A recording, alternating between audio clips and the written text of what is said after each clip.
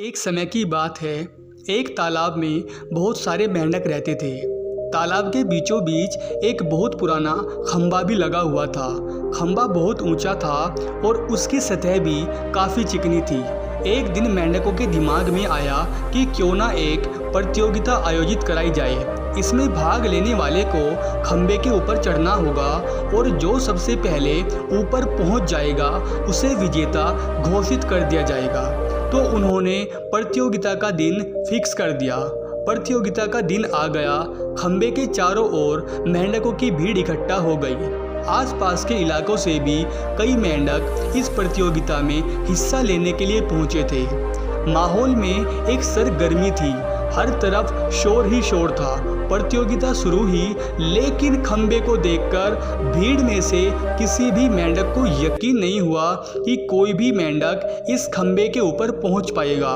चारों ओर यही शोर हो रहा था, अरे ये तो बहुत कठिन है, वो कभी भी इसे नहीं जीत पाएंगे, ऊपर पहुंचने का तो कोई सवाल ही पैदा नहीं होता। इतने चिकने खंबे पर आखिर कोई कैसे चढ़ सकता है।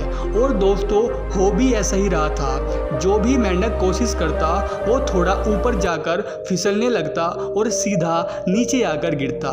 कई मेंढक तो बार बार गिरने के बावजूद अपने प्रयास में लगे हुए थे, पर भीड़ तो अभी भी चिल्लाई जा रही थी, ये नहीं हो सकता, ये असंभव है। तो अब जो भी मेंढक उत्साहित थे, कोशिश कर रहे थे, वो भी ये सुन सुनकर हताश हो गए और उन्होंने प्रयास करना छोड़ दिया।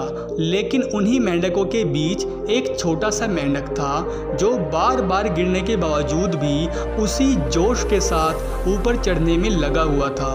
वो लगातार ऊपर की ओर बढ़ता ही जा रहा था और आखिरकार वह खंबे के ऊपर पहुंच गया और इस प्रतियोगिता का विजेता बना।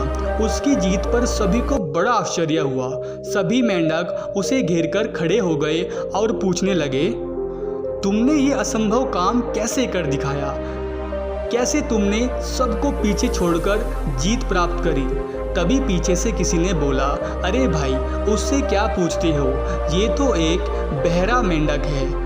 क्या दोस्तों आपको समझ आया कि आखिर वो मेंढक कैसे जीता? जी हाँ, उसके आसपास जितने भी टांग खींचने वाले थे, उस मेंढक को उनकी आवाज़ सुनाई नहीं दे रही थी, जिससे वो नकारात्मक नहीं सोच पाया और वो अपने लक्ष्य पर ज़्यादा फोकस कर पाया और फाइनली वो जीत गया। दोस्तों, इस कहानी से हमें ये सीख मिलती है कि हमारे अंदर भी अपने लक्ष्य को प्राप्त करने की काबिलियत होती है और हम शुरुआत भी करते हैं, लेकिन अपने आसपास के चंद लोगों के कारण और अपने नकारात्मक माहौल के कारण हम अपना काम या तो शुरू ही नहीं करते या फिर बीच में छोड़ देते हैं।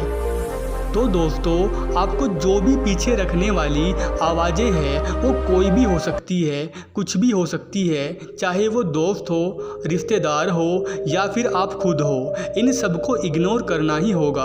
अपने आप को एक मजबूत इंसान बनाते हुए अपने लक्ष्य को प्राप्त करने के लिए हर संभव प्रयास करने चाहिए। यदि आपने नकारात्मकता से दूरी बना ली तो आपको सफलता के शिखर पर पहुंचने से कोई नहीं रोक सकता।